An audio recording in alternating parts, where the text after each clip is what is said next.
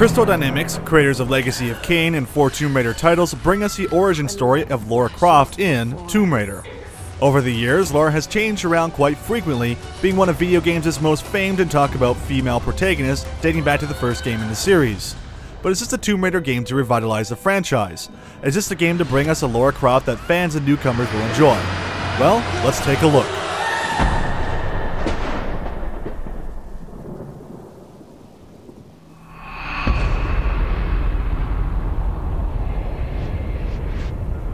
Lara and her team of wannabe treasure hunters and archaeology experts are on their way to locate the tomb of Himiko in the lost Japanese kingdom of Yamatai.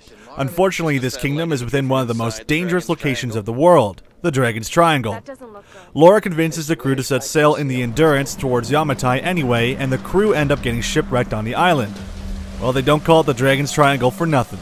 On this island, Lara becomes separated from her group and has to fight off psychopathic cultists that have taken the island for themselves. Through doing this, Lara must learn to survive by hunting animals and how to use a bow. Later down the line, Lara regroups with her team and learns that the crazy cultists really are crazy and are trying to rebirth the legendary shaman queen, Himiko, in an attempt to free them from the storms that consume the island. Throughout Lara's journey, you'll witness backstabbing, betrayal, death, rituals, and more bizarre things that are accustomed to the Tomb Raider franchise or any big blockbuster film.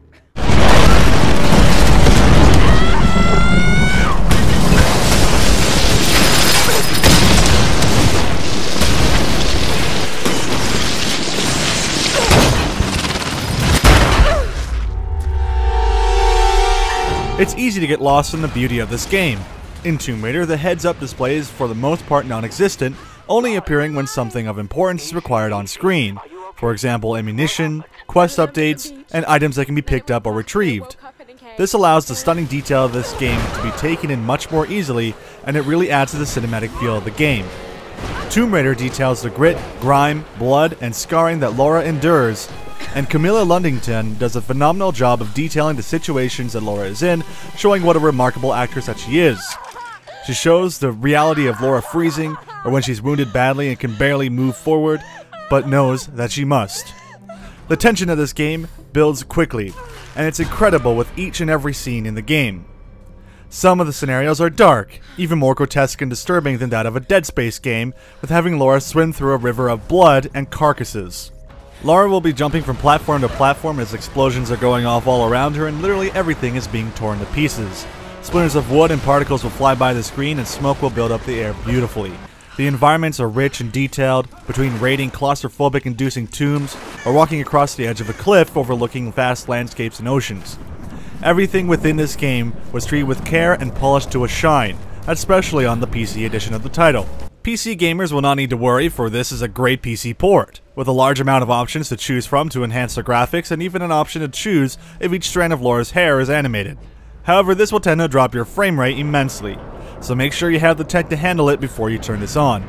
Overall, this is a remarkably beautiful looking game and Square Enix has outdone themselves with the art and level design.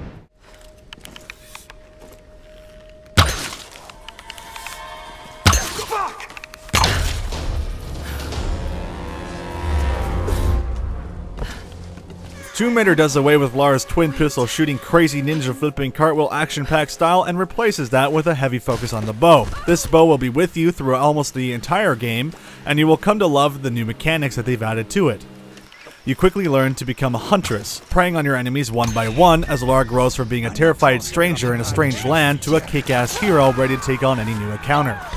As you play, you'll find other weapons as well, such as the pistol, shotgun, and assault rifle, all of which can be upgraded at each and every bonfire using scavenged parts you'll find around the map.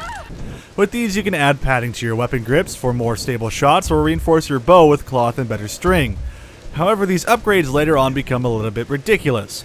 You'll go from using a crappy wooden bow to somehow managing to find a competition grade compound bow equipped with flaming napalm arrows to shoot at your enemies. How you build something like that, I don't know, but alas, a game is a game. And being a fan of bows, it was a fun attention to detail to at least see high-grade bows like these. Lara will also be able to level up at said bonfires with experience that she's earned by dispatching enemies, gathering relics and items strewed around the map, and by hunting animals. However, the skills that you choose from are almost all useless, for they offer you more experience on kills or different execution moves on enemies. The only useful skill choices are for more parts when scavenging, and the last one that gets unlocked, which allows for all items and relics to be displayed on your world map, which is quite disappointing indeed. The game is mainly a scripted event after scripted event, with plenty of platforming to do and 7 tombs to raid, and it even offers a fast travel ability at bonfires to travel to previous locations to allow for replayability and help you 100% the game. The puzzles are simple and don't offer much challenge, and if you ever get stumped, Laura has an instinct mode, similar to Hitman Absolutions, where you can see various items of interest as well as highlighting enemies in red, which can help out in a firefight. The game is also a bit too easy on normal, so I'd recommend any third-person veterans to crank it up to hard difficulty for a more enjoyable experience and challenge. Also, I will note that the game offers full keyboard and mouse functionality with fully rebindable keys, as well as support for a gamepad. Both work great, however I chose to use a gamepad in my playthrough. Now you'd think that would be everything about the game, but this package also offers a multiplayer portion created by the guys over at Eidos Montreal, the team behind Deus Ex Human Revolution. Although there is some fun to be had in the multiplayer, it's clear that the main focus was on the single player portion of the game. It's very bare bones, however it does offer all the mechanics that are used in the single player, which did add a bit to spice up the gameplay. An okay time to dip your feet into, but not something you'll be thinking about when you come back to the game.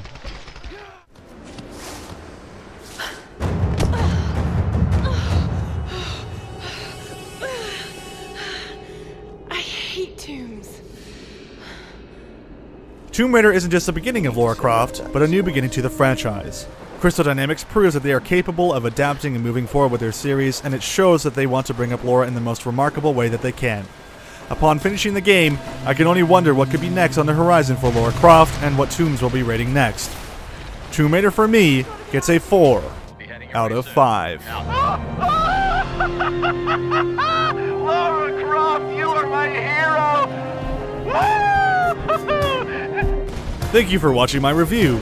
Have you had a chance to play Tomb Raider? We here at TGN want to know what you think, so post a comment below.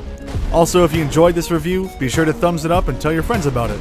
But until next time, I'm Acabane101, and I'll see you in the next review.